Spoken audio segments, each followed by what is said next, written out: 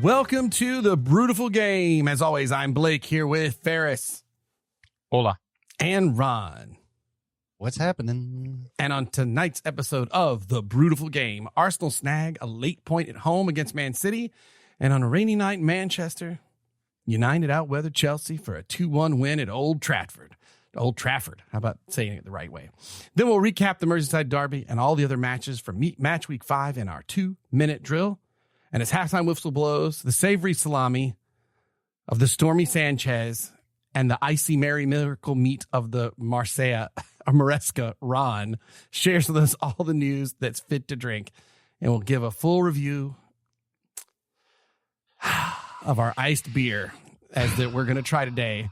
And we'll talk all about that beer news in Ron's beer news.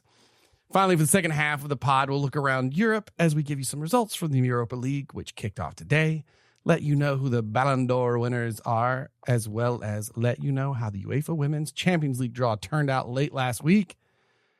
But first, we're coming full circle on episode 266, and we're all each drinking the beer that we presented on the very first episode that we ever did following the victory of, or following the season ending of Leicester winning the Premier League in 2016. This is our iced beer challenge. It's from 2 episodes ago. So in case you didn't catch it, Ron, please catch up our fine guest as to why we are about to commit the heresy that we are about to commit. In episode 264, as part of the beer news, we were talking about trends in alcohol drinking, and one of them is the particularly controversial around the beer drinking society. The Gen Z population seems to be drinking their beers over ice. This is brought a lot of consternation to the industry, both for and against. They're also drinking ciders over beer, which is not all that uncommon. Wait, cider over ice, you mean? So yeah, sorry, cider over ice. That happens in Ireland. Like, it does. It happens in Spain. It happens in France. Especially, when it's really hot, cider over ice is apparently really good to drink. But beer over ice, ooh, that's been a controversial one. So I basically brought it up 2 pods ago that maybe we should give it a try because we are a beer podcast. And if we call ourselves at all reputable for our beer opinions and what's going on in the industry, reputable, I think we should try it. And beautiful. You say reputable. I'm scared this is the last time anyone's going to listen to us. They very well might hit unscribe when they listen to our podcast. And I can't fault them or blame them one iota. But we may get a ton of Gen Z listeners who are like, yeah, these guys are... Oh, they've already unscribed. Hey, look. They listen. You're just helping the algorithm. Gen Z articles like hit hard. So, that'll be in the algorithm now with this. They've already unscribed, redescribed, unscribed, rescribed. That's exactly what they've done already. Oh, man. So the here is we've all agreed in that podcast that we were going to drink the beers that we started the pod with. How many ever 100 years ago that was. 266 episodes. And our first beers of the pod, I had an Allagash White from Allagash Brewing Company in Maine. This is a crime. Easily in the top 3 of my favorite breweries domestically, and my favorite beer by that brewery. Blake, what are you drinking?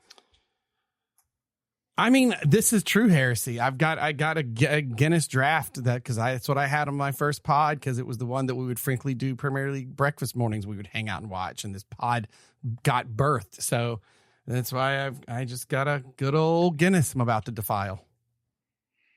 Ferris? Oh my gosh. Oh man, I can't talk. I greatly apologize to Pacifica Clara. Pacifico Clara was the first beer that I had on the pod. It is my favorite beer. It is just a nice Mexican lager that's been around for ages. But Cerveza Pacifico Clara, oh my God, I'm gonna start the apology train now. All right. So my problem is like we can't put pictures of this. On the website in a way that you go to the website and see that picture first. Like you need the explanation before you're allowed to look at these pictures. Got to put pictures up there so people know we actually. I'm going to put the picture, but it's going to have the little warning of mature content. You have to click on that to actually show the picture. All right, it's going to pop up. Are you 21 or older? Yes. So here's how we're going to do it. If we're going to do it, we should at least do it correctly, right? And the correct version will be. Do you mean don't? We're running an experiment, you caveman. We're not the Mythbusters here. Come on. Jeez. Well, how are you going to know? How are you going to know exactly the differences between it unless you? Yeah. No, it's fair enough. We get it. Like it just sucks. Complaining you. Jesus. You two were so whiny in the last pod without me. We had to get it out. Rod made us do it. Boo, boo, boo, boo. Oh, good. I'm glad you listened to that. Bunch of whiny people. So I have a theory. Like, I think you have a hypothesis, not a theory. There you go. I have a theory called a hypothesis. It's like the Mexican Coke in the glass bottle. It tastes better than the Coke on ice. So, like, off of that hypothesis, I will move into the assumption that this will feel the same way. Gotcha. All right. So, crack your beers. Crack your beer, and we're gonna drink it just cold, not over ice. Dear Heavenly Father, forgive me for what I'm about to do to this kindness. And I'm gonna punch it. All right. Father, the Son, the Holy Ghost. What's the Elizabethan version of that? Well, it wasn't. It's all new now. It's not like when all I can think of was they have to say 4 Weddings and a Funeral, Father Ghost, and the Holy Spigot, or whatever. Rowan Atkinson. It was like, yeah. Okay, drink and evaluate your beer, not over ice. The nectar of the gods. Yeah, man, it's a nice, good, solid Guinness. A little roasty, not too much. A great, good Mexican lager. My favorite white beer. My favorite Mexican lager. This is spicy, little coriander, smooth, little bit of sweet malt. Oh, it's perfect. Problem is, this Guinness tastes too good. Well, now also what I do is I always usually have a lime in my Pacifico. Yeah. Well, you got to do that. I add a little bit of that. All right. Too with it. Just pour this over ice now. Kind of get the full experience. God, this feels terrible. Later. It's time for the old ice. Oh, God, this feels so bad. Even better, a little bit of lime. Okay, so now what do we got to do? We got to put the ice in there? Yes. Put the ice in. Yeah, whatever. And so I put how weird that looks. Yeah. Oh my God. It looks like yours actually looks like a milkshake. Yeah. Oh man. It's like got the head, but you see the ice floating out of it like it's about to hit, the Titanic's about to hit it. Okay, so hold on. I got about 4 or 5 in mine. How about you all? I have about 6 or 8. Okay. Look, well, I'm so happy for you. Look at that thing. Kind of hard to see. I'm going to pour some more beer in here. Oh, it looks so refreshing. It actually does. It's probably not going to taste that way, but. I mean, mine, it doesn't have, I have a lot of ice. I did a very southern, you load the entire glass with ice from top to bottom, and then you pour your sweet tea on top of it, sort of ice run. Yeah, fair enough.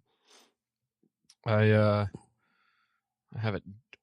I got to get a photo here real quick because I have the lime kind of like hanging off, as refreshing as that looks. So. Oh man. All right. Well, I mean, I don't even want to say curious. I feel bad. I don't know. I'm struggling. All right, so here's what we're gonna do. We're It's gonna be okay, but I'm struggling.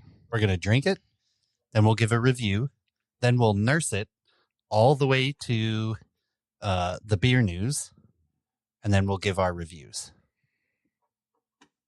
of how it. So an instant review and then a And calculated then as it goes, review. Right. Yeah. Got ya. Because you're gonna have the beer's gonna get watered down as the ice melts. Oh God. Yeah. I will say my ice drink photo that I'm about to send you does look better with an additional piece of ice in the background, and that's the ice from the championship ring of the Pride. It just looks like you're drinking a tea. Oh God, it's so weird. All It right, does. here we go. Cheers, for lack of a better term, gentlemen. Oh, cilantro. Nice to know you.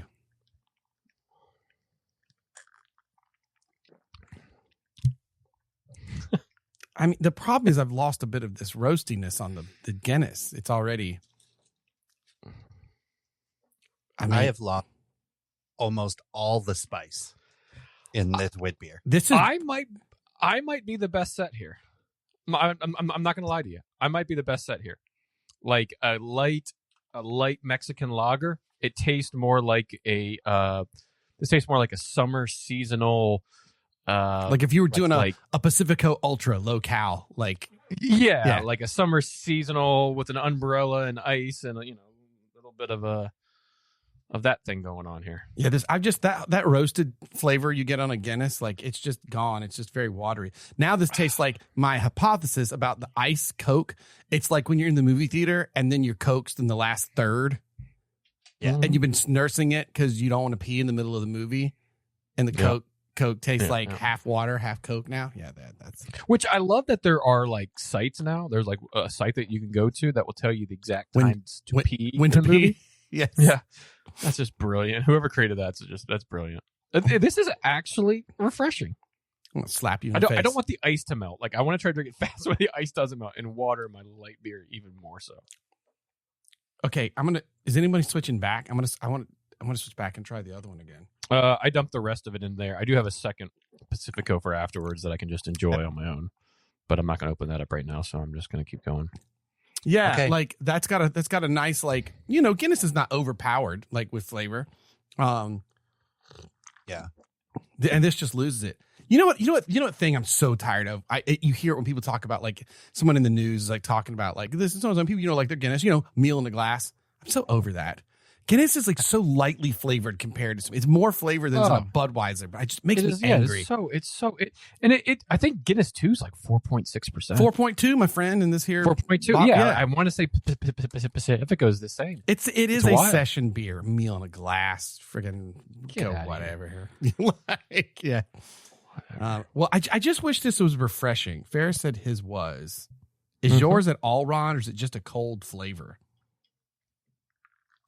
It lost all of the spice to it, which makes a wit beer, right? So now it's just a little bit sweet from the malt, but it really has very little beer characteristic left. You know what? We'll see what mine stays like. Mine is really like. You said something, Ron, that made me think about it. It's not visually, it has the Coca-Cola vibe. It's like when you get a cold brew coffee and you're in the last third and it's like mostly water with especially like an nice sweet one. That's a good comparison. Yeah. That's what this is like. Woof. All right. Well, like a cup of coffee that woke me up though. Exactly. Before we get into the Premier League here, I started to write a Ice Baby version for the Premier League. Awesome. But why do I even write anymore? I just typed it into Copilot. Oh yeah. And let me, Blake, if you will, let me intro us to the Premier League ice style. You hit it. Somebody has to give me like a beat in the background or something. Ding, Ding, ding, ding, ding, ding, ding, ding. Ding, ding, ding, ding, ding, ding. Yo, ref, let's kick it. Goal, baby. Goal, baby. All right, stop. Strategize and listen.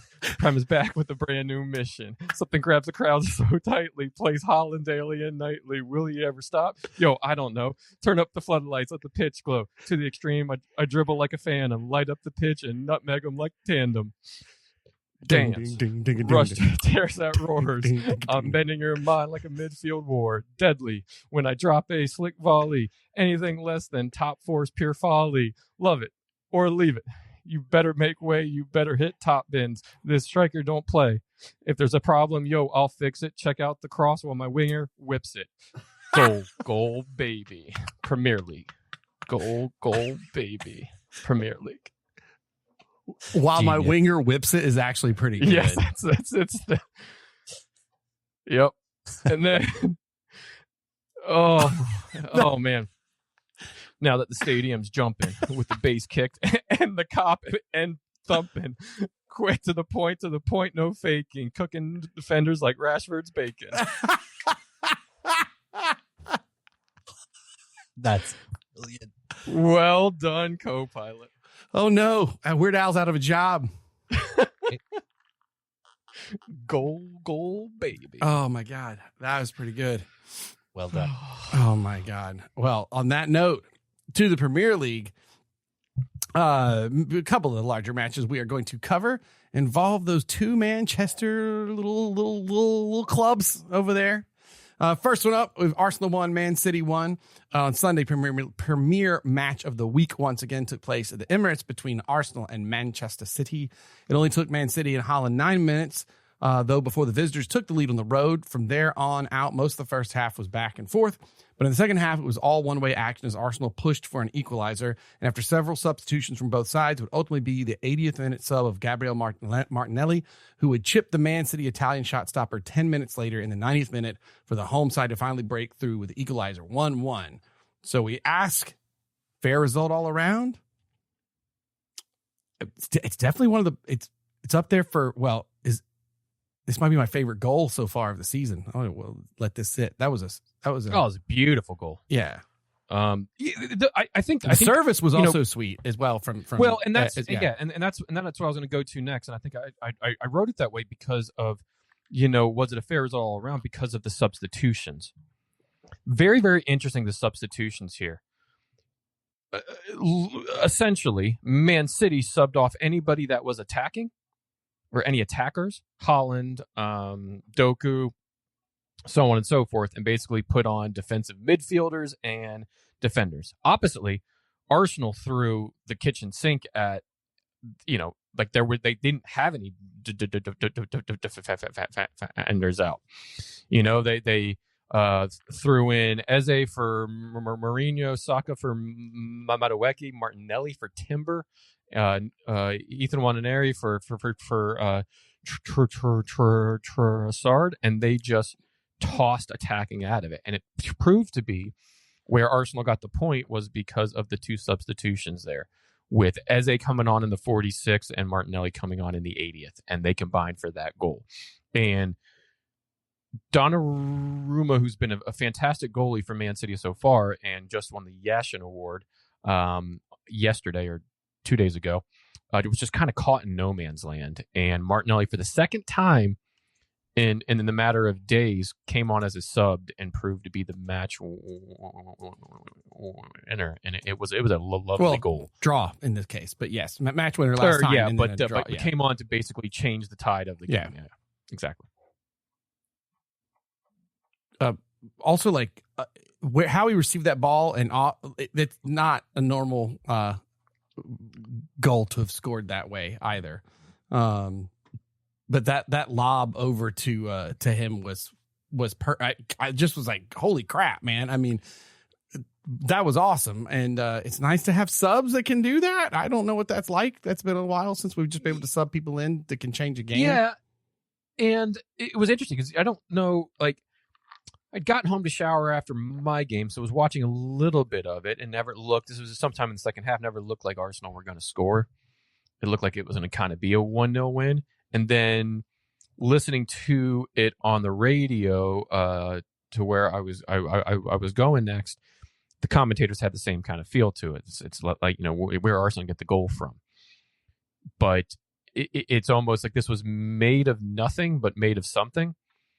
Because Arsenal were attacking and then had the lion's share of the possession. Has been a lion's share in City's half in the second half of the game, but weren't doing a great deal with it. One pass unlocked the defense there. One pass and one run behind unlocked a defensive heavy Man City team, and that just unlocked everything. Because once he got behind and that ball was played over, or the ball was played over, and he got behind, then all he had to do was just find a way to finish, and he did so in just outstanding style. On the other side of that, the work rate of Holland for that first goal kind of caught some of the Arsenal defense napping, but that man ran his little legs off to get in a position to be able to score that goal. That guy has wheels. It's incredible. Well, and like the song I just sung said, play like La Holland daily and nightly. Will he ever stop? Yo, I don't know. Because it didn't seem like he was going to stop after 9 minutes. Right. Like he's big, he's strong, he's quick. I wouldn't necessarily call him fast. He's quick, but he's very intelligent on his runs, and he knows how to make the runs. On the flip side of that, even Ron, you didn't quite see that from Arsenal's big number 9. It's almost like when the ball's played out wide, he doesn't quite know the correct run to make. He doesn't quite know where exactly to be. He likes to run the channels, but once that ball goes out, he's trying to figure out what is the best run yet, and he hasn't just quite clicked with the Arsenal style of play and the Arsenal attack quite yet. Because once again, in another big game like it was Man United the first game, he was kind of lost for majority of the game, or at least lost in the 22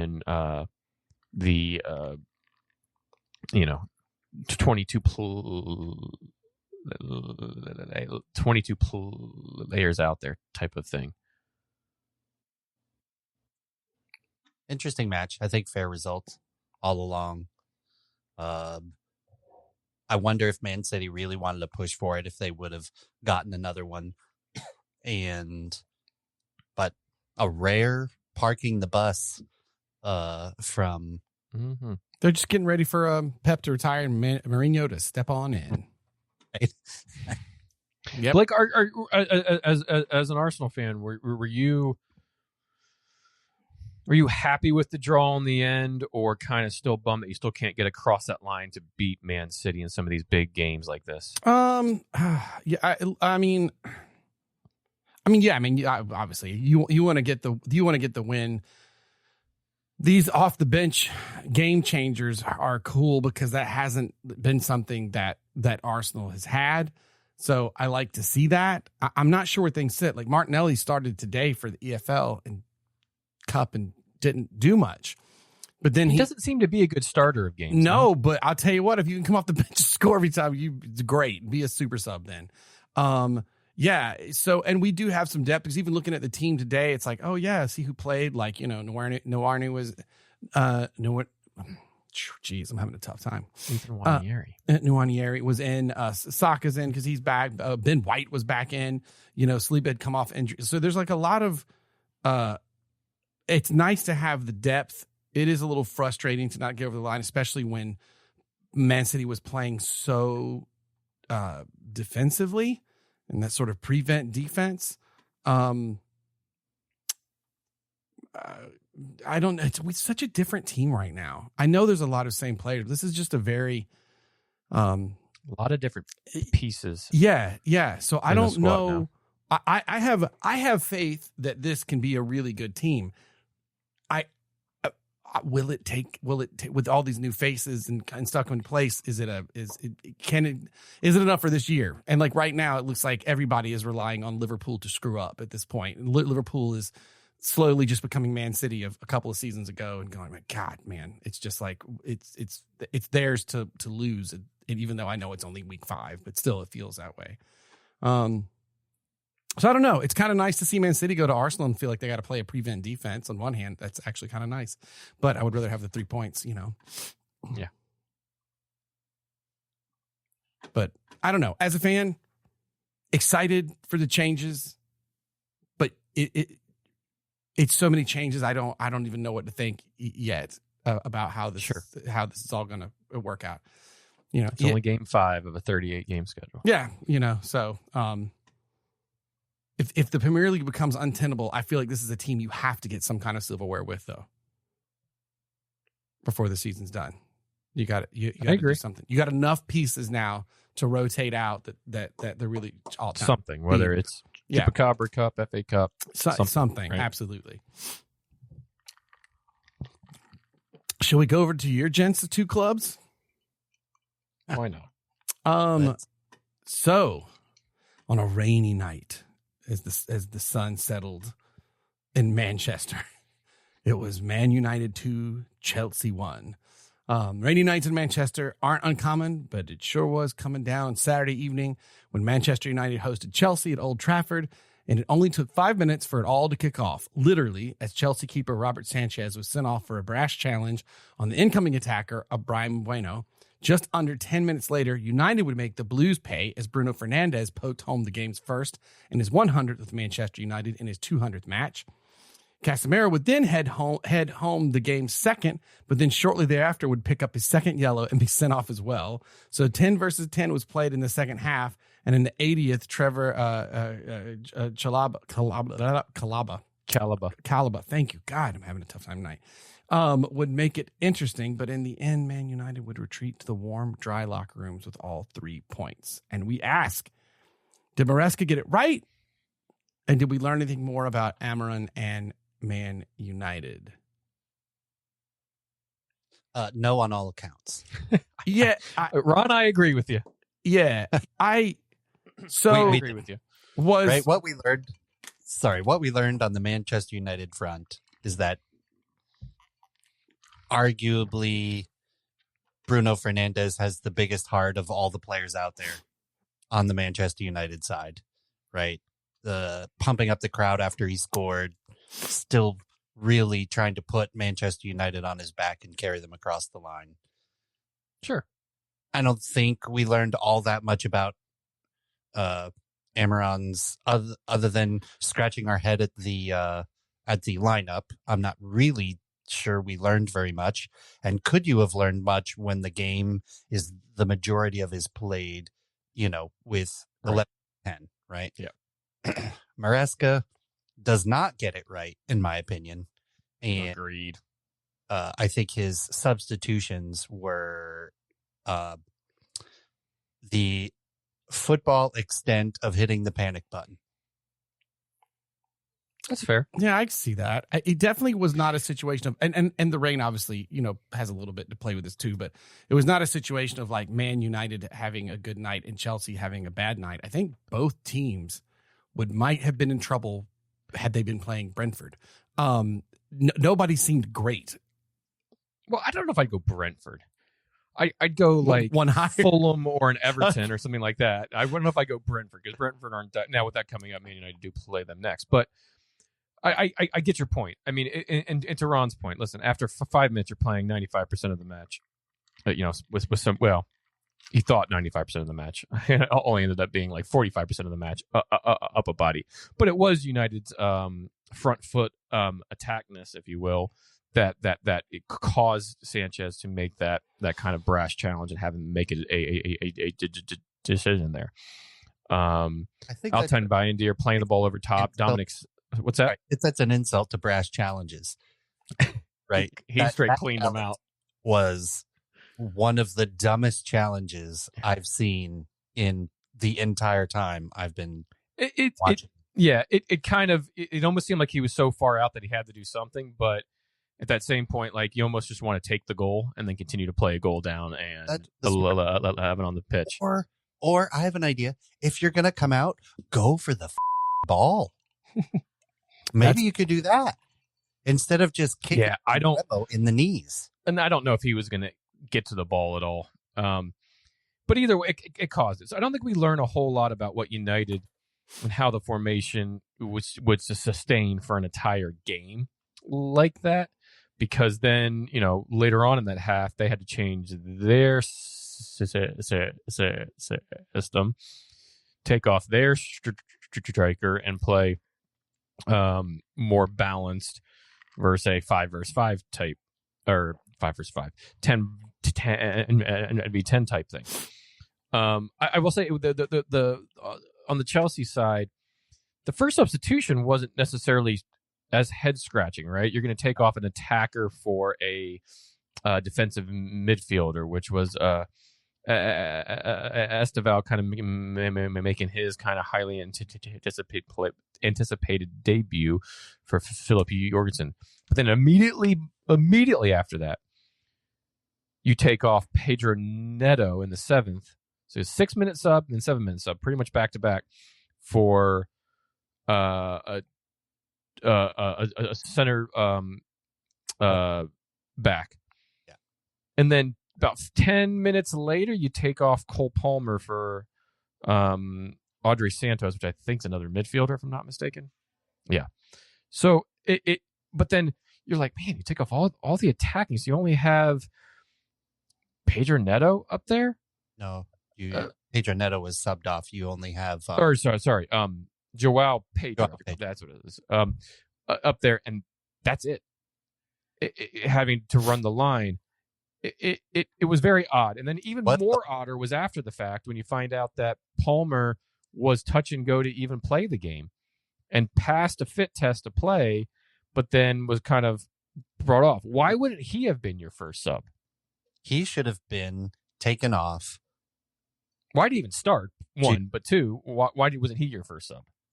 So I agree he probably shouldn't have started, right? But be that as it may, when you have to make a sub to put a new keeper on, he would have been the person to take off. Correct. Right? You're already having to manage the minutes because he is injured, and it's a rainy, screwed up game to begin with. Mm-hmm. So take him off. Leave Esteval on there. Leave Pedro Neto on there. If you're going to take somebody off, you sub out Joao Pedro. And the reason for that is if you're going to hit somebody on the counter, you need speed. Joao Pedro is not a fast person. Pedro Neto is super quick and lights up people on the counter attack. So I'm scratching my head throughout this whole thing. Like, I don't get it. In our text group, me and Phil were going back and forth. Like, I don't get this. This doesn't make sense. Especially when Casemiro gets his second yellow and is pulled off. Now it's 10v10 and we have no attackers. Yeah, and to that point, you guys came out in the second half, and it's almost like, oh, we were up in the game, or right, the game was still drawn. Like Chelsea had no urgency there to try to get the game back. It was a lull there for at least the first 15 minutes or so of the second half. The crazy thing is, for the first 15 minutes, Joao Pedro had a really slick move, gets the pass, gets into the Manchester United defense, and is looking for that outlet to put the ball. And the only person he has there is Enzo Fernandez, who is not known for lighting up the goal. No, he's a good midfielder attacker when it comes to taking a hit outside of the box or making a late run into the box, but he's not a poaching goal threat. He's going to get that, so much and really kind of scare a back line there. Right. So Maresca does not get it right in pretty much any of the substitutions, in my opinion. And we to some extent, we have to also realize this is only his second season coaching in the Premier League. Mm-hmm.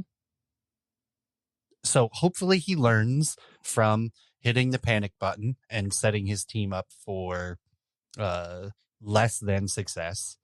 And this series of events doesn't, repeat itself. Also, Sanchez, who is a very polarizing figure in the Chelsea fan base. People either really like him for his shot stopping ability, which he is very good at. However, his decision making abilities are less than stellar, and that's why some of the Chelsea fan base dislike him. I am on the dislike side, because I think if you are going to be a team that plays out of the back, you need a strategically thinking goalkeeper to ping those balls and set us up for success.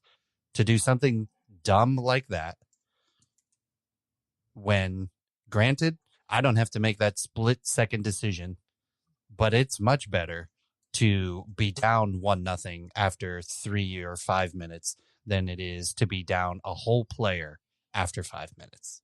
That's that's common sense. Anybody who is around the game for any amount of time would make that decision. So we didn't learn anything about either of the teams, really. Who's your Ron? I'm forgetting the name of your defensive player that was just like a good, like such an English bloke for years at Chelsea. Not Henry. For what? What was it? Sorry, what was for it? Chelsea, he was like a tough. John Terry? Are you talking about John Terry? John Terry. Did you guys see his thing on social media floating around? Just so frustrated at the playing out of the back. And he attacked Chelsea and then all the clubs professionally that are trying to play out of the back. And he was just like, this is just so stupid. Like he was like, the reason we didn't do this, and they're showing footage of like, you get this here, then the teams move over there, then and you're pressured the whole time. And he goes, and he talks about having Peter Cech, he was like, he goes, you get a guy like that, he can deliver a 50-yard pass with his foot and you keep going forward. But he was just bemoaning Chelsea and the current state of a lot of clubs wanting to consistently play out of the back. And it is definitely something that we've seen this year. It's like when it was a rash of, would someone just take a corner instead of doing those short corner, it's definitely, I don't know, fad or whatever, but it's something that's happening a whole lot right now. Yeah. But yes. John Terry. That's who it was. It's the new trend. Yeah. Right. It has been, to be fair, it has been for the past couple of years. Yeah. It's just, it's not anything new. And you can thank Man City for that, right? He's really the one, Pep is really the one that really pushed that in the Premier League and really capitalized on controlling the ball and grinding down an opponent.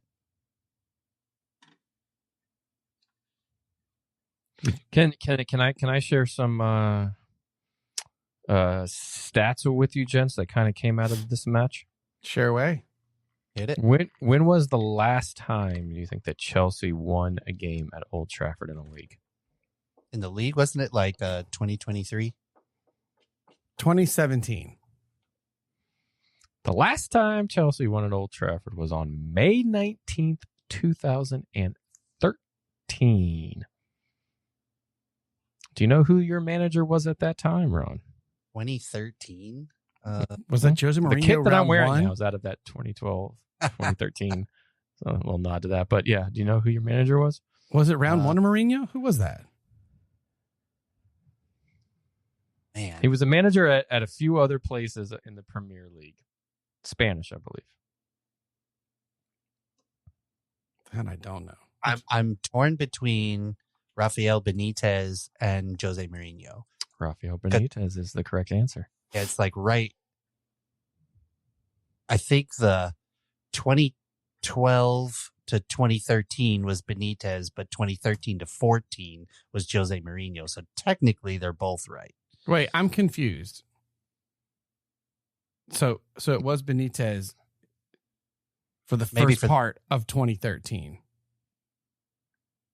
So that would be the end of this 2013 or 2012 2013 season. Yeah. Season. Correct. The end of the 2012. And then Jose started in 2013. Right. Yep. I forget the Jose spell scored? Was so do short. Do you know who the goal scorer was that year too, Ron? Wait, in the Manchester United match? Mm-hmm.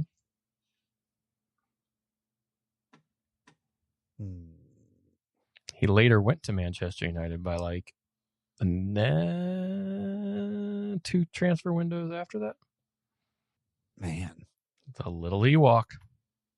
Oh. Juan Mata was the goal scorer. Gotcha. Yeah, I wouldn't have gotten that one. And the other stats I want to share are a little bit mind-boggling.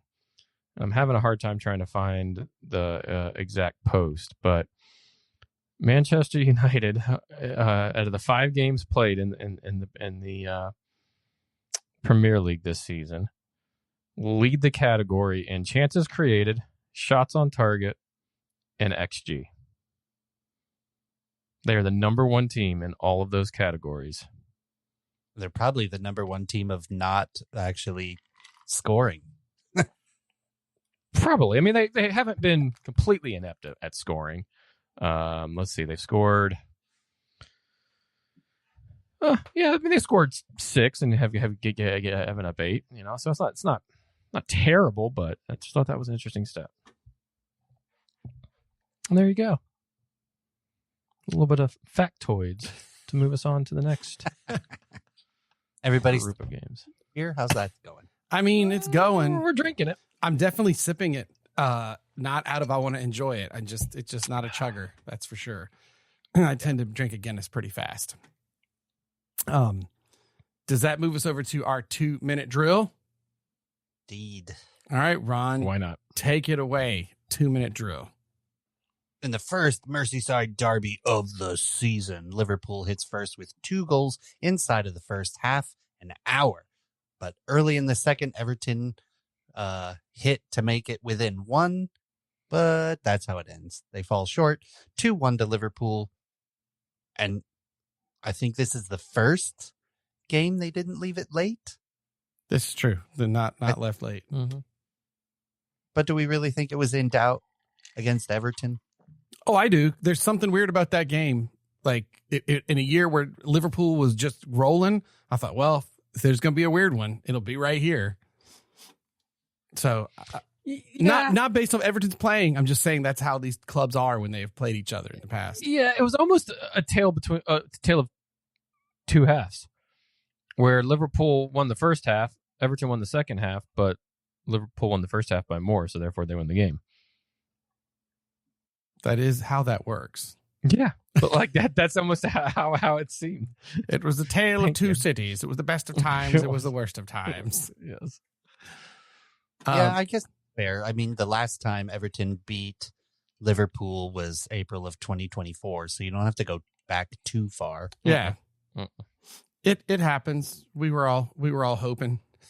But not this go round. But interesting thing is all of the attacking threat goes through Grealish. All of it. Yep. Right? Yeah. So if yeah. you can tie him up, it's going to be really difficult for Everton to do anything of merit against you. But look at Everton. They're still sitting at 10, sandwiched between Man City and Man United. What a weird stat. Or what a weird phrase to say, I should say. Yeah, right. I mean, Everton's, last year, if there was moments of like, God, I don't know, is this it? Is this finally the year they could be relegated? But they look on the up and up for mid-table mediocrity. Didn't you think they were going to go down this year? I think last year I I think it was picked last it. year. Yeah, I picked them last year. Because it just seemed like they'd gotten too lucky. They'd been too West Hammy about it. They got lucky. But I don't know that West Ham's luck. Gonna hold out for that.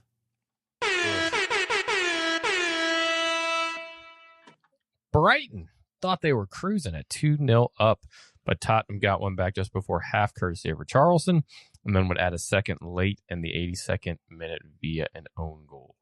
So 2-2 is how it ended. But what did we learn, if anything, from this one?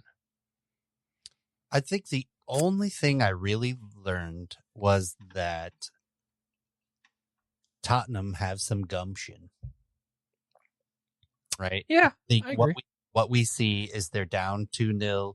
They don't quit. They don't throw their on the road too, by the way. They don't hang their heads. They fought. And that's not a thing we've seen from Tottenham in the past, 75 years. Right? So seeing them have a bit of confidence in themselves, seeing them continue to play and not hang their heads when they went down, But also the storyline kind of writes itself because 2-0 is the worst lead to have, right? You think the game's put away, you slack off a little bit, they nick a goal here, they get a fortunate bounce, nick a goal there, and then That's exactly what happened. Well, and Brighton, they do not. How many goals have they scored this season? Not a tremendous amount, huh? No, they're the same as Man United, 6 goals, 4 and 8 against. So not too bad when in comparison to teams that are like 3 and 12 goals scored, 1 and 5, 3 and 3 goal. So it's not. They haven't done bad. They've just been inconsistent. Draw, loss, win, loss, draw. Just kind of bouncing, yo-yoing it, and but definitely got some away early. And they just have some serious defensive issues. They're not able to stop much. I don't want to beat the injury drum for Tottenham quite yet, but they do have a couple of key injuries that are kind of band-aiding at the moment. Kulusevski, Madison, Solanke, yeah. I mean, 3, kind of all-star players, right? Yep. Pretty much 3 starters for them, at least have been over the past season or so. You guys make sure I read this guy's news all the time. Burnley won, Nottingham Forest won. Not much here to discuss, but will Big Ange get his first win, or win Willie? Man, I just got to say, the longer this goes, the dumber the Nuno firing just looks. This just makes it look so stupid. I just don't. I'm not saying Ange is bad. I'm just saying you had a guy that not only rescued you, got you into Europe, and I mean, Ange has to look. Does he walk in there saying, I'm going to do the best I can do? But he has to look at it like it's a stopgap too. This isn't where Ange is going to end up for a while. He'll bounce. I just don't understand this Forest situation at all. It definitely feels like a cutting off your nose despite your face. But they didn't get it. They didn't agree with, personal terms and all the stuff going on behind the scenes. But I mean, it could. I mean, at least in the. Oops, sorry, Ron. All right, you can't argue with the results he's been getting. The team plays for him, which is what you want. The fan base likes him, right? How many coaches? I mean, how many clubs can say that the fan base all like the manager? Right. Not many, right? And so here you are doing things despite what's good for your football club because your pride and your, feelings got hurt.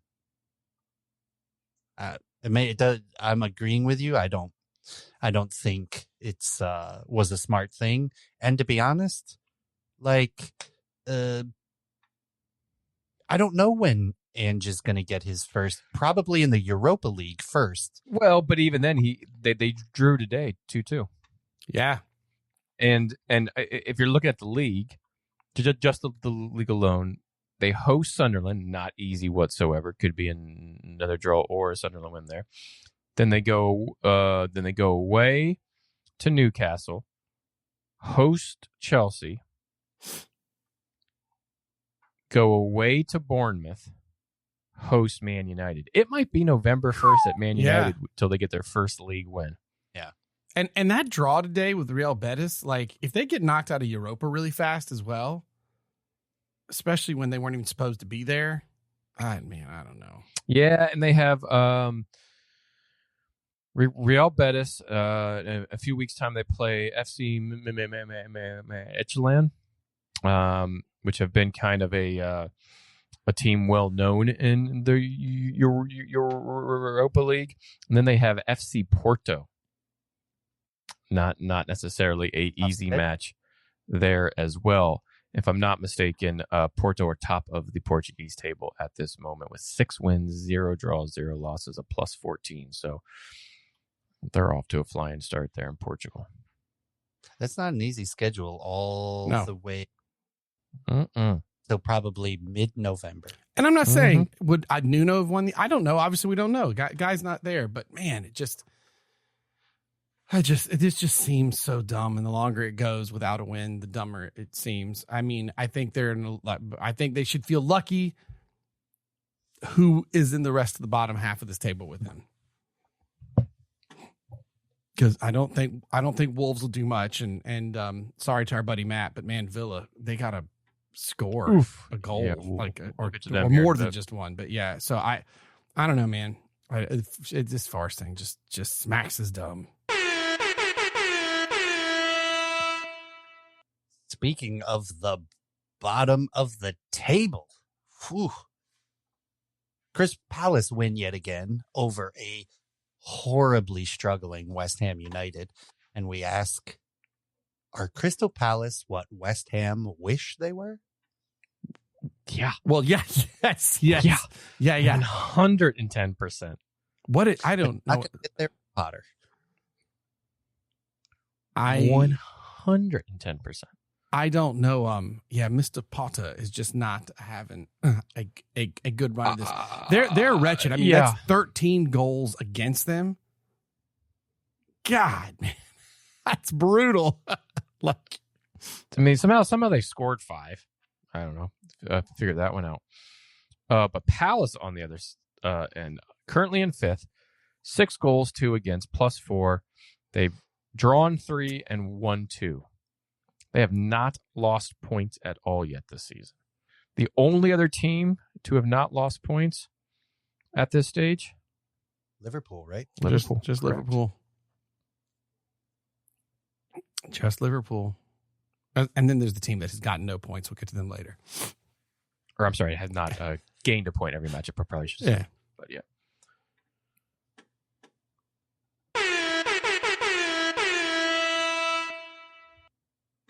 Despite Wolves scoring early, Leeds United stormed back in the first half to make it 3-1 by half.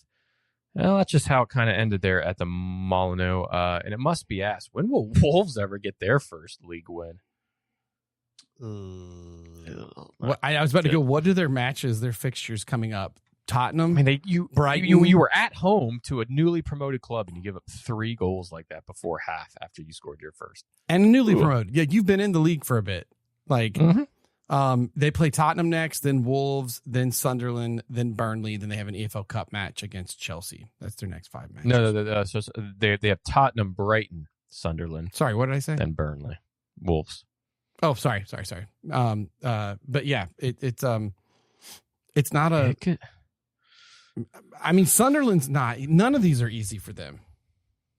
No, I worry about them. It could be a pretty bad team. They just locked up some interesting signings from them this week. I won't say complete head scratchers, but head scratchers for sure. They signed their striker, their star striker, 3 years, and I know that they had to a 3-year deal. I know they had Everton kind of circling about for him. But I think he came on in the second half, if I'm not mistaken. Yeah, Strand Larson, Jorgen Strand Larson. But then they also signed their manager, who is yet to win. We just read out his stats. They signed him to a 3-year extension.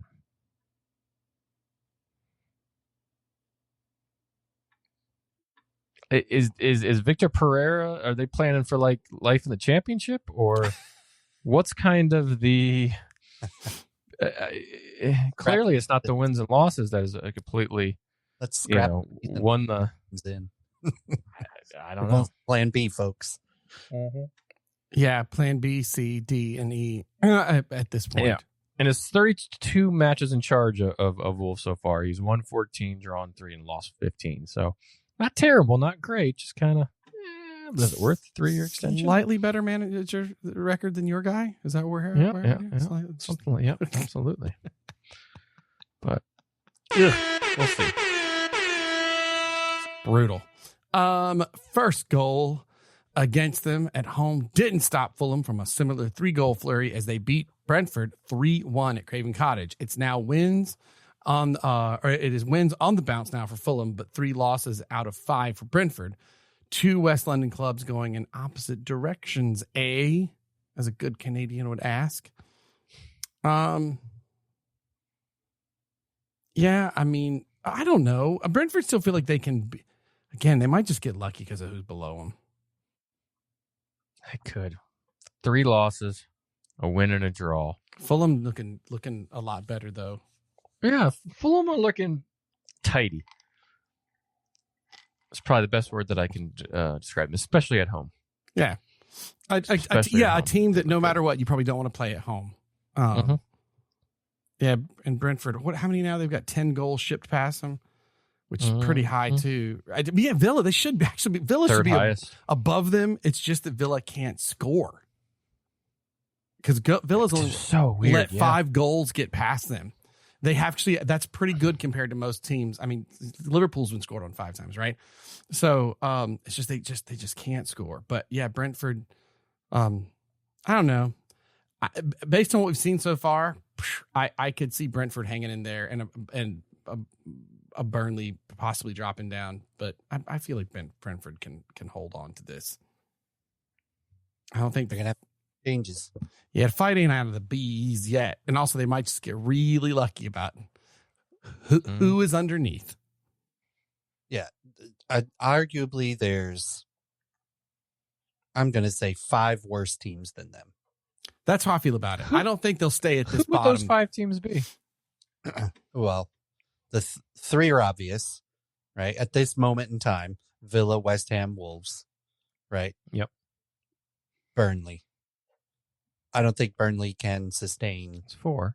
Right. And the 5th, I think, is going to be Nottingham Forest. Yeah. If they can, their inability. Really? Okay. Yeah. I mean, I could see that, Ron. I wouldn't be shocked at a world where this just stays the same on the bottom, except Brentford goes up to 15th and the other 2 slot. In a world where the bees fight for supremacy.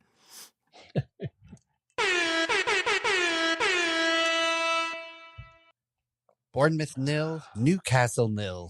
Probably what I thought was going to be the most interesting game of the weekend turned out to not be the most interesting game in the season or in the weekend. 2 teams pretty much even across the board, just 8 places separating them in the table currently. So what do we think has been the big difference between the 2 of them in their first 5 games this season? Well, this is a record-breaking game, Ron. That's how exciting it was. Did you know that? Oh. Leicester City in 1976 to 77 is the only other team in English top flight history to start a season with 3 straight 0-0 draws away from home. So that's some exciting goose egg stats for you.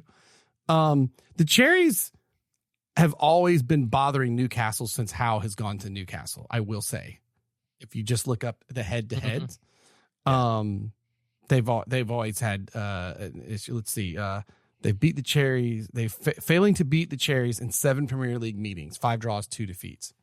So on the long run against the Cherries and Newcastle, this is kind of par for the course. I definitely think Bournemouth comes out of this looking a lot better than Newcastle does. Newcastle is. I don't know what's happened. That went from don't want to play them to bring them on, you know? They lost so many players. Yeah. They all have a couple of key injuries. The team's not gelling. They don't seem to be as on the front foot as they were 2 seasons ago, because last season they weren't amazing either. So everything's getting stale, right? This might be a bit of the Eddie Howe repeat. Yeah, they just seem a little disjointed at the moment. You know, like the right hand is not talking to the left, but we said in the last 2 years, not walking with the left, and it's just they're making it happen. They're like walking down the street and they're swinging their arms, but they're not. Well, they're making making it happen. No, they're making it happen in there. 13th place with a 0 goal differential. I I don't know what happened in the last 2 years. We've said, man, Newcastle looks good. Can they do it this year? And it's like, it's still, they're still just a little inconsistent, but they didn't get better. They got wildly more inconsistent here, and more about the last couple of years. It was being good and then just not at the moment they needed it. And this is the reverse, where it's like they might have a spark of quality. They're other than the Liverpool game. Right. That's what I was just going to say. Yeah. Their 3 draws, all 0-0. Yeah. Well, that's the record. The game that they won, 1-0. And then the Liverpool game with the outlier where it was 3-2 there. But that's about it. The crazy last March, they beat Liverpool for the EFL Cup. Mm-hmm. Right? And it was this like surge of ascendancy to get there. And it's like they're hungover. It's like they don't have the same bite. I think a lot of that has to do with Alexander Isak obviously going away. Right. Anthony Gordon's been suspended for the first or for 3 of the 5 games that he's played. Game. The Liverpool game, was it? Yeah, it was a Liverpool game where he got the red, I think. He hasn't had a chance to really click and fire. Anthony Alonga has come in. He's coming off the bench a lot. Hasn't clicked and really done anything for him. Their midfield is a little anemic. Good defense, good goalie. I don't know. I think it's going to eventually click for them. They have a few injuries out, Ron, as to you said. But will Johan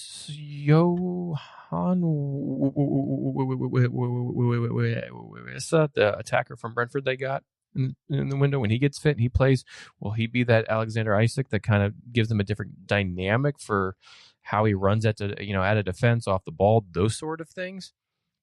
Who knows? Yeah. Right now they have no one to put a ball in the back of the net. Right, which is why they're sorry about that. Like we've said all that really needs to be. Yeah, Newcastle, get your crap together. Well, and finally, despite Sunderland playing 60% of the match a man down due to Ronaldo sending off and the visiting Aston Villa scoring first in the 67th minute via Matty Cash, the Black Cats of Sunderland weren't phased as they equalized 8 minutes later in the 75th via Wilson Isidore. So a 1-1 draw is how it ended at the Stadium of Light. But right now, both of these clubs are light years away from each other when it comes to form and position in the table to start the season. Massive problem. Yeah, Sunderland. Did we all pick Sunderland, or a bunch of us to go down? I don't know, but they're sitting up there in 7th right now. Aston Villa had 71% of the possession of this game. Damn, I don't think I realized that. Yeah, but it's because they were playing a man down for fair enough. 60% of the time. They just couldn't do anything with it. And I think, Blake, you said it earlier, they just can't score. They're almost a completely different team than last year. Yes, there's no loans of Rashford and Asensio last year, but where's Ollie Watkins been? Where's Morgan Rogers been? Where's Tielemans been? Where are some of these goal scorers that they've had before? They're just not clicking. This is a team that went from excuse me. This is a team that's going from hero to zero. Right? Because they're, if I'm not mistaken, they are not in Europe. And the problems. Yeah. Well, they're definitely not in Champions League. No, they're in Europa League. They have a game tomorrow. The PSR nightmare that is that club right now. Mm-hmm. Have to ship players out in order to conform because they expected that they were going to make it again this year. So they're hurting on the PSR front. Yeah, and you can tell it's uneasy there right now. Everybody's just kind of getting annoyed. Even head coach Unai has called out his players for being lazy Oh, that press conference. Yeah. Embarrassing. There's frustration all around right now. And yes, it's only 5 games in, but this is not a good kind of starting point here for him. And also, like, I mean, I didn't play a drinking game or put up a counter for every time that Unai Emery said that his players were lazy in that press conference. But saying it once or twice in a press conference here or there to turn your players' heads is one strategy. But berating them and telling them how lazy they are throughout the entirety of that press conference sure wouldn't make me want to play for Emery all that much. And he said he was angry, he was frustrated, but the word that hurts us all, he was disappointed. Disappointed. Oh, Daddy Emery. Don't do it to me.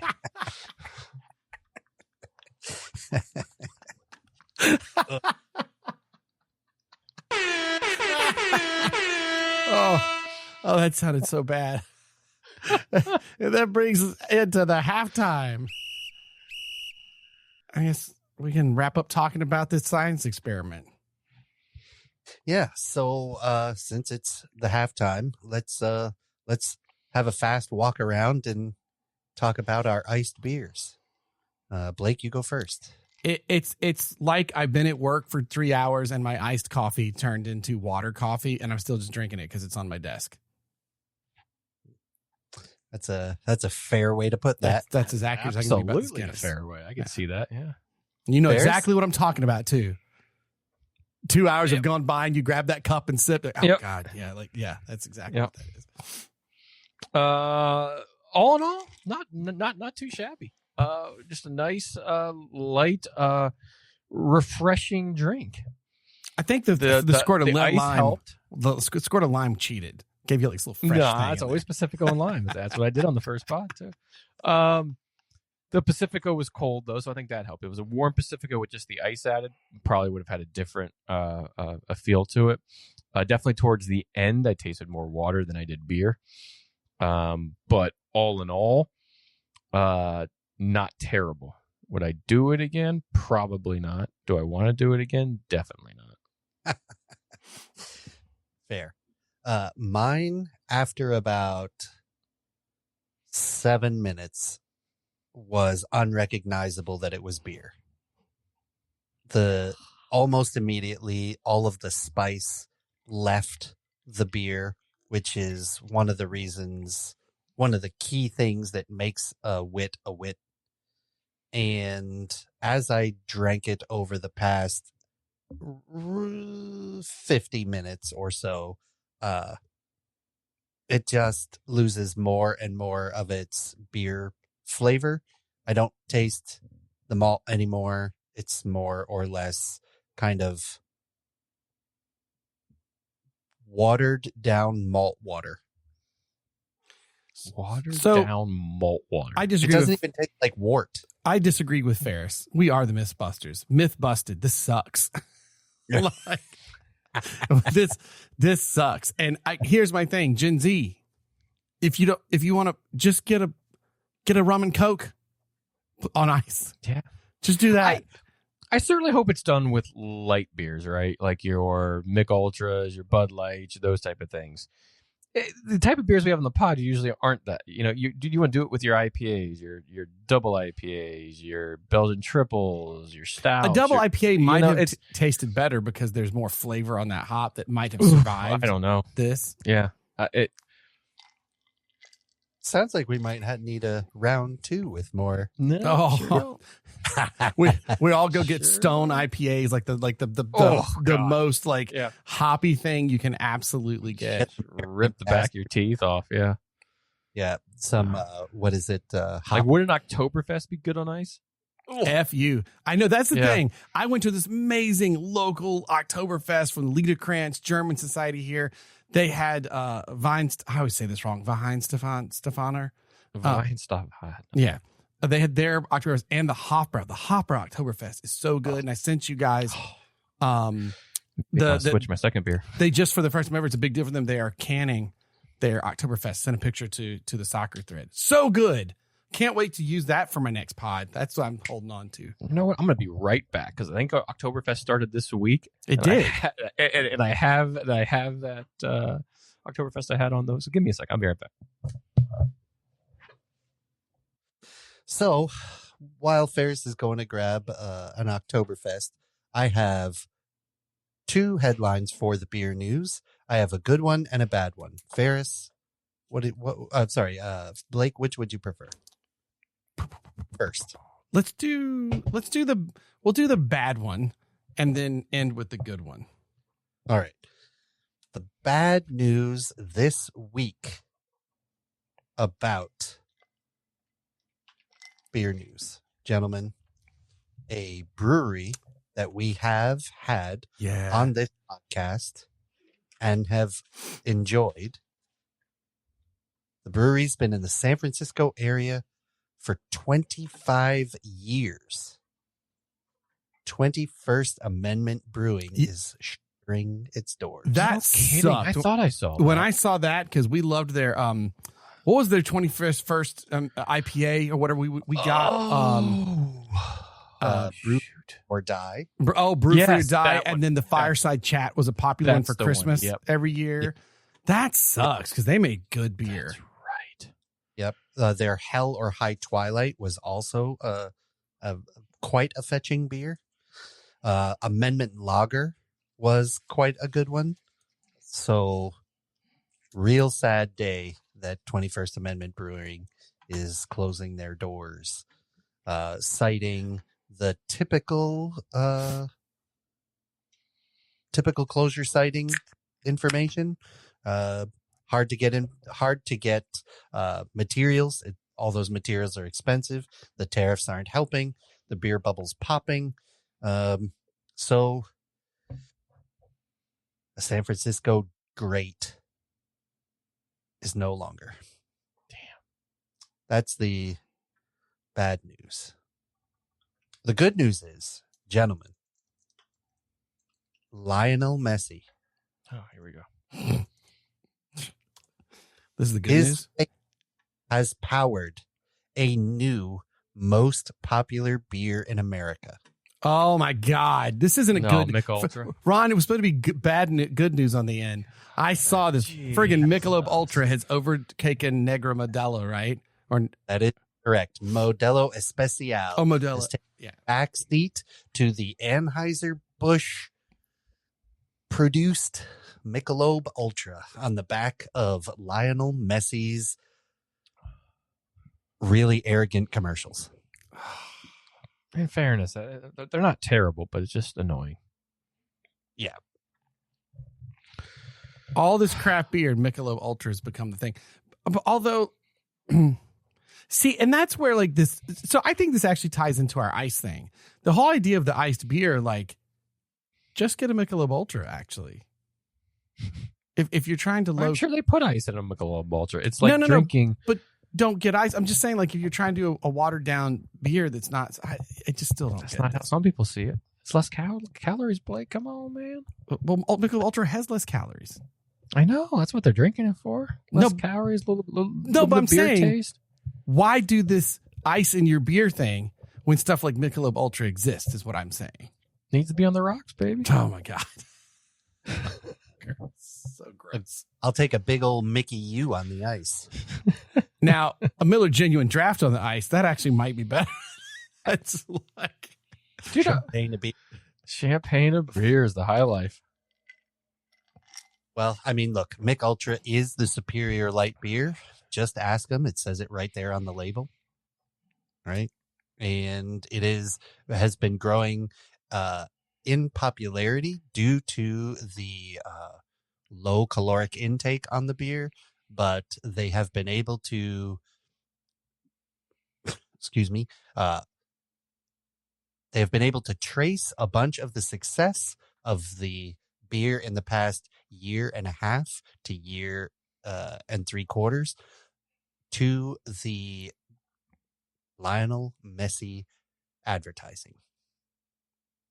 It's the same commercial. It's not Oh, like there's yep. commercial. There is one commercial where He's on the beach. the keg taps and they say, well, we can get you something else. And he can, since he can't speak English, just, that's what he does. He goes, makes some unrecognizable utterance and goes to play a little soccer on the beach. And then they call him for his beer. He gets an assist while running off to get his beer. And he dribbles between 5 people. Yeah. Man, that makes me want a McUltra. I have minor good local beer news. So this is anecdotal, but in a world where, as you said, 21st Amendment mentioned, like, you know, the beer bubbles bursting. We've seen a lot of breweries fall out. Brew fests are dying all over the place. However, around me, there are so many beer festivals still happening. There's this brew fest in Lidditz that's happening that draws a big thing. Mannheim just had one. Our brewery does well, but it's also it's part of a festival, so like it does well. But like there's actual brew fests that are still happening around the central Pennsylvania, actually greater Pennsylvania in general, not just central PA. And I don't know, do PA folks just drink beer? But it's weird because I just keep seeing all this stuff, constantly about the news about breweries, this and this, this and that collapse. And one did close that was a big one here in downtown Lancaster, but it's just weird. I still see tons of brew festivals and stuff happening around here where I feel like I don't really see that anymore anywhere else. I need to do some investigative reporting. It's tough times to be in the brewing industry for sure. So, right? Like, even if you have a great successful brewery, you've been hit with tariffs, right? All of your aluminum is coming out of Canada so that you can produce cans, right? Not all your canning lines, your bottling lines, they're all coming from foreign countries. Those foreign countries are all hit with, tariffs. All of the foreign hops and malt from Germany or Belgium, right? They're all steeped in ridiculous tariffs, right? Well, so and competition of other stuff, the ready to drink beverages, the like cocktails in a can, the seltzers too. It's the other stuff as well as that tagging into it. Yeah, so it's really tough to be in the alcohol beverage industry in general, right? Even the my wife really likes the gin smash that you can get, and it's basically like a gin and tonic cocktail in a can, right? Even those people are hurting from all the tariff stuff. Well, this is right? I've done so it. It's hard for the whole industry in general, well, right? But then you think that the beer bubble has expanded so fast and hit so hard. Just like the housing bubbles, right? They're going to pop at some point. So here's interesting. I know I mentioned it anecdotally, but here is a little information for Pennsylvania that I didn't realize. So Pennsylvania has had a strong shift to taproom sales in response to market changes. Many Pennsylvania brewers are focused on selling their products directly to consumers, which is what we do in taprooms rather than relying on sales through bars and distributors, because that's become that racket was always a bit of a racket, but also fewer large breweries in Pennsylvania. However, while production per brewery has decreased, the overall number of breweries in Pennsylvania has grown, and it's been a shift towards smaller local operations. So maybe that's why I'm seeing these festivals and stuff. Is it's smaller, and they're coming together for that kind of stuff. Yeah, there's still something to be said in a lot of going out and enjoying a beer with friends, family, colleagues, and going to a place, more of a local place, right? You don't go, oh hey, let's go down the street and let's go have a grand old time at the ale house. Like, yeah, but if there's a brewery or a local bar or local establishment you're going to want to feel more at home by taking your family, your dogs, your pets, your friends there and enjoying a beer on site or enjoying a beverage on site. But are you 9 times out of 10 going to do that at home? Are you going to, is that of the 9 out of 10 people going there taking home a 4-pack of the Imperial IPA that you I know I do. Like I'll go to Collusion if we go there for dinner. I'll usually buy a pint while I'm there, but I always get a 4-pack to go of some kind.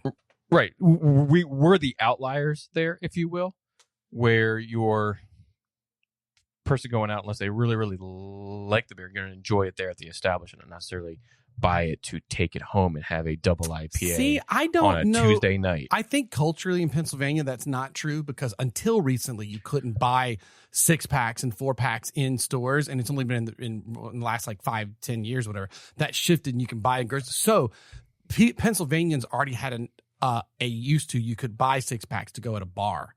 So that might be why that is working here, because that was part of the culture already, was you'd go and then you would bring it home, because otherwise you have to go to a beer distributor and buy a 24-pack. You're not allowed to buy like a 6-pack unless you're at a bar. So that and culturally might be.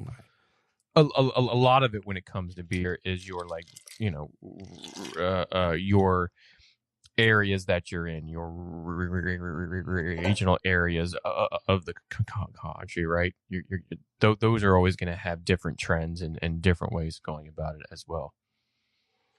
Before we come out of the halftime, I have one more update. This Guinness in a bottle that I opened earlier still has about 20% of the bottle. It is sitting there and is hot now. That hot Guinness. Put on ice. No, that hot Guinness is 10 times better than that iced Guinness. I'd just like to let you know, by far, I'm going to enjoy this hot Guinness a whole lot more than what I just was. I poured myself a Sierra Nevada Oktoberfest beer to commemorate the day and get me past the icy Pacifico. You're welcome, gents. Well, that was a really good, all the news it's fit to drink, but maybe not fit to drink on ice. Beer news with Ron. All right, Ferris. Does this bring us over to the La Liga's roundup? Yo, ref, let's kick it. Yes, it does. All right, a couple things this week from Europe. Ballon d'Or ceremony was on Monday, and if you didn't see, PSG and France's speedy attacker of Ousmane Dembele won for the men, and Barcelona's the Spanish international Atina Bonamati were named the 2025 Ballon d'Or winners. For Dembele, this is his first time winning the top individual accolade in football. And for Bonamati, this is her third consecutive Ballon d'Or. Messi didn't win it because he won the Leagues Cup in the U.S.? If you search her on Google... I don't really know what he won. Yeah. If you search Atana on Google, it's great. When your search goes up, this big trophy goes spinning up across the screen when you do her search. Yeah.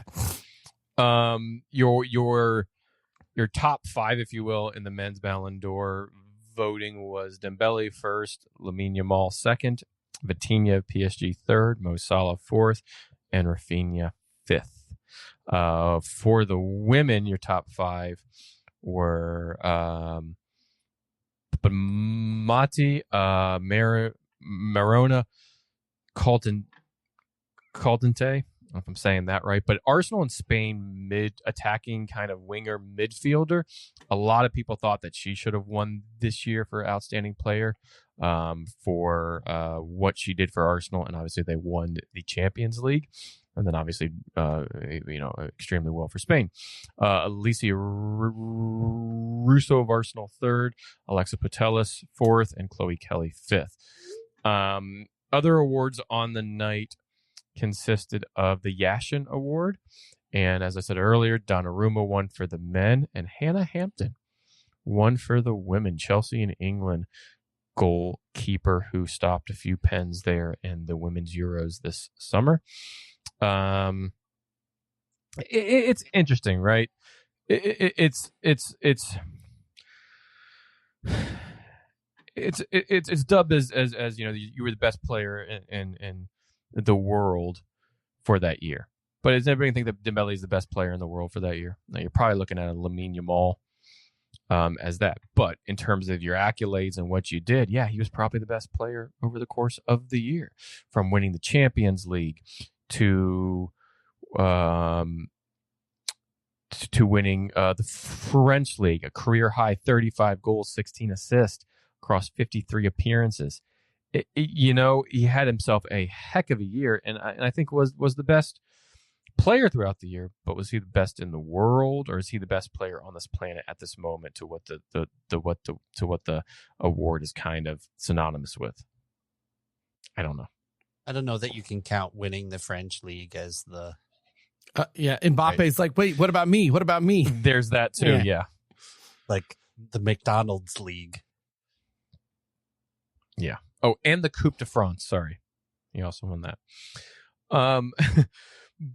But Mati as a midfielder, 16 goals, 11 assists across all competitions. She featured in all 11 games of her size Champions League matches.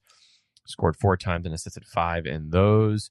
They won the title, or they didn't win the Champions League title, but they won the women's title for I think the 5th year in a row.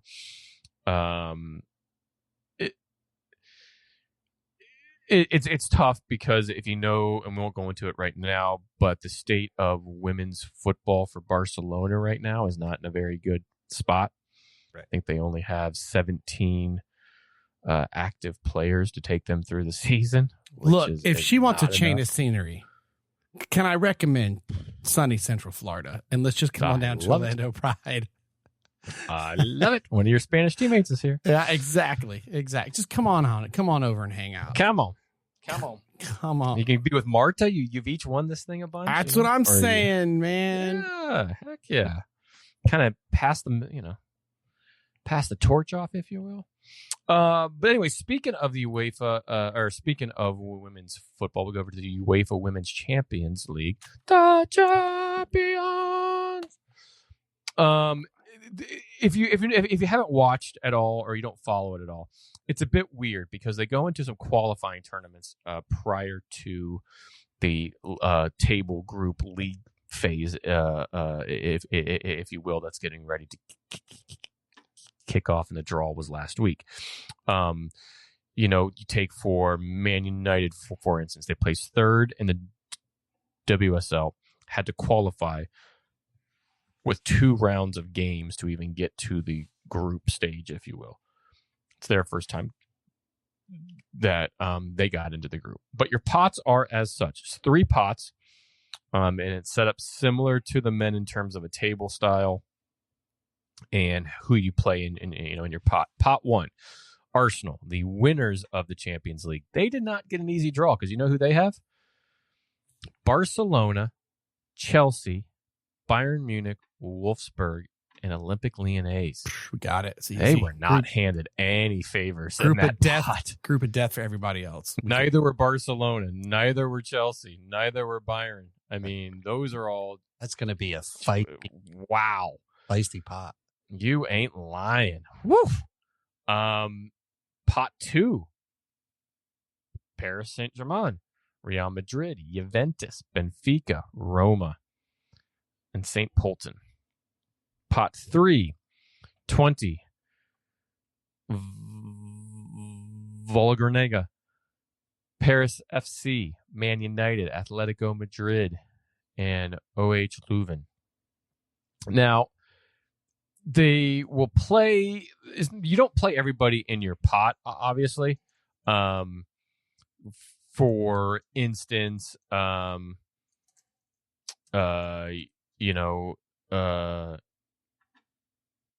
first games might be in your pot, but then your second games are going to go elsewhere. It just kind of depends. Like Chelsea will play 20. Atletico Madrid will play St. Polten. Wolfsburg will play PSG. But still, it's still a tough competition when it comes to the number of teams and who's in this, because they've had to qualify to even get into this league phase. So I don't know if they have a television partner at the moment to watch the games.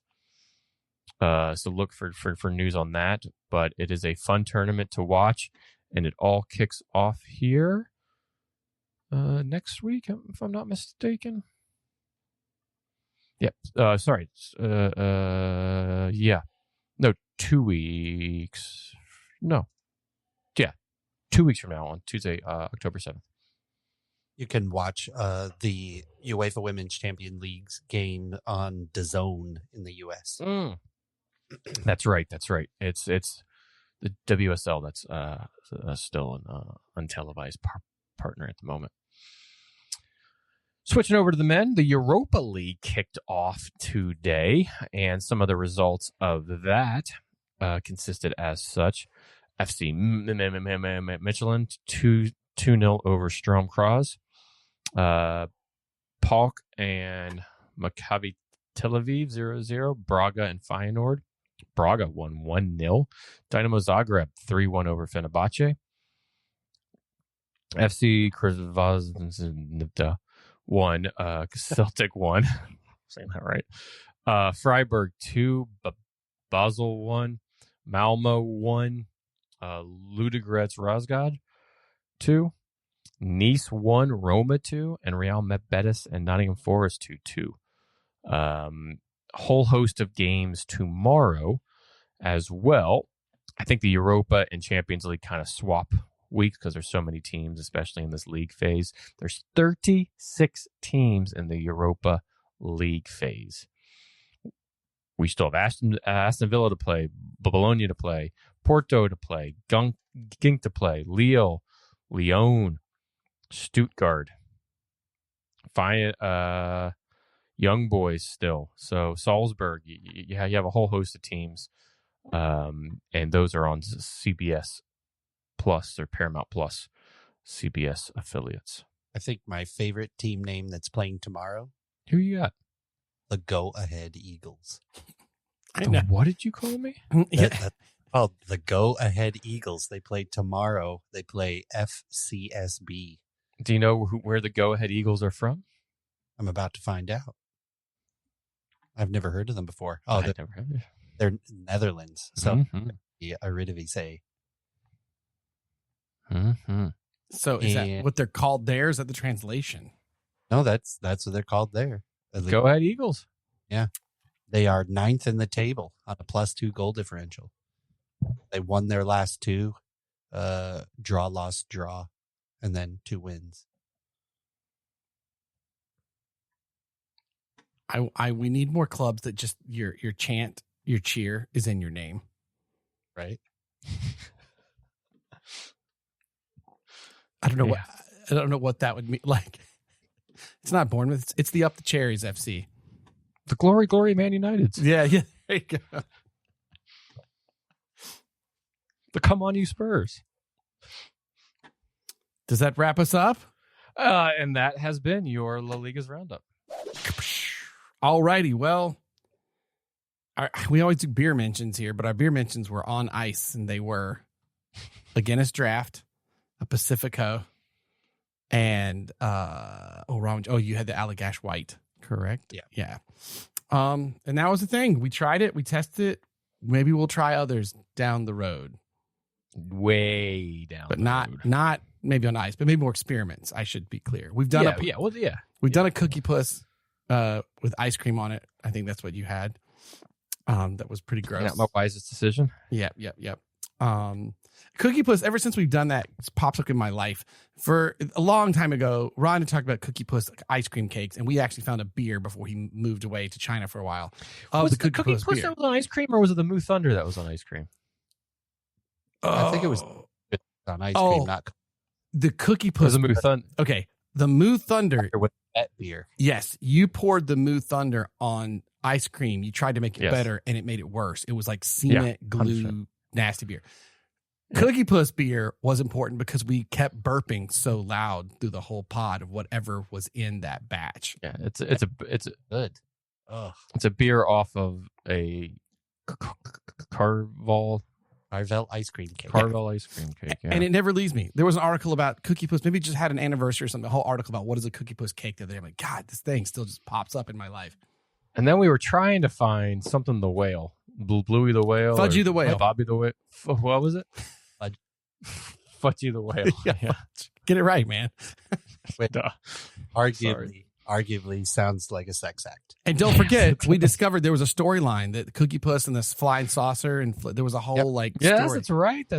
Yeah. Yeah. That was like under 100 episodes? We Yeah. did that somewhere, or was that was It's a little while ago? all I know is Cookie Puss keeps popping up in my life. So yeah, we did the ice challenge. I don't need to do that again for a while. We gave it the good go. Ferris, We have a new bet beer then, right? It has to be on ice. You It could be a lose. terrible beer. It has to be on ice. Yeah. like Cookie Puss on ice. Yeah. Does that exist? Snapperhead on. Well, I still have a Cookie Puss beer.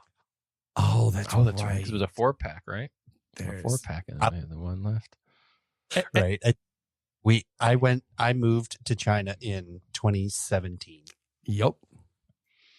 You know what sounds interesting? It's how old this thing is now and how rancid it probably Get tastes. you a blender, throw some ice cream in it, and some ice cubes. Cookie Puss beer. Make yourself a Cookie Puss shake. Oh God, no, thank you. Ferris, do you have us as Latan quote? I do not. As a run, I don't know if I said this on the last pod or whatnot, but there's a Latan quote. There's only so many of them out there, and I feel like we've done a lot. Just turns into it. Any quote, mainly revolving around. I'm soccer, always going to ask football, or just a sports quote. in honor of Zlatan, though. If you have No, a absolutely. Zlatan I just quote. want to make sure that Yeah. everybody knows, as you may not have listened to the last few pods or whatnot. But this quote comes to you at the aforementioned Unai Emery. Oh, I really thought you were going to give the Jose Mourinho one, but go ahead. He is quoted as saying, "We were lazy sometimes in defense. When we conceded, we were lazy." Thank you. And I was frustrated and disappointed, but when I analyzed it, I was getting the balance. I'm demanding and always trying to understand how we feel stronger after the match. I told the players we have to be more demanding. And stop being lazy. And we were lazy sometimes in defense. When we conceded, we were lazy. I really thought it was going to be the Jose Mourinho quote. Do you know what I'm talking about? I don't know if I do. So Jose just got booted out of Fenerbahce. Yes. Even though they didn't win, but he scored the points in a way that in most other years they would have won the league. But his quote was, "I made the mistake by going to Fenerbahce. It wasn't my level, both in terms of football and culturally. Of course, I gave everything until the very last day. Coaching Benfica is returning to my level, and my level is coaching the biggest clubs in the world." Yeah. I just love it. I'm just disappointed he didn't come over to England. Like, we need one last go with him. He needs to go to West Ham. Time is. He did say that he did not want to do someone fighting relegation, that he actually thought that was harder than ever winning a title. That was one of the things he respected the most, when someone could be brought in and actually do that. And I thought that was a cool. I think that was last year. It came up. I can't believe his pride won't let him do that one. Right? Like, he's a smart guy. Yeah, certainly, but He's a smart guy. very emotional, right? Oh, yes. Yes. Pride would make him like, I can do anything. I'm the best coach on the planet. I need him back in the room. I need like him and Arteta to get into a shoving tie match. They need to wear ties that day. So I just come on. Like, I just want one more go round. Last good coach clash we've had. Well, it would be Klopp and Conte, right? No, Klopp and Arteta. Actually, I was thinking it was Tuchel and Conte. and Conte. I didn't mean to say Klopp. Was Tuchel. was that the fly? The tie? No, flip? tie was but that was Mourinho and Arsene Wenger. Yeah, the handshake thing was Tuchel and Conte. That's the one I was thinking of. Oh yes, Yeah, that was like They like yes. other around and that got all. almost like a punch could get thrown. As always, go to the website, The Beautiful Game. Leave us a rating review. Let us know you do. We'll get something fun your way. Follow us on the Untapped. And I have some things that I want to say that relate to what Ron brought us to the pod. Some of these jokes will be bad. Some of these will be not so ice. So here we go.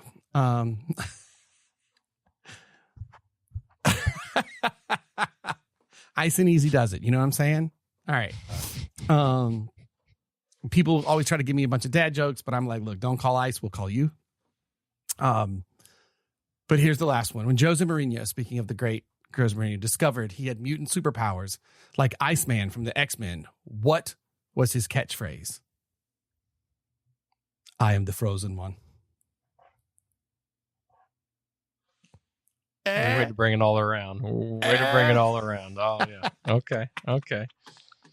There you brought us go. full circle there. Love the beer. Cherish the game. The brutal game. Yo, ref, let's kick it. Go, baby.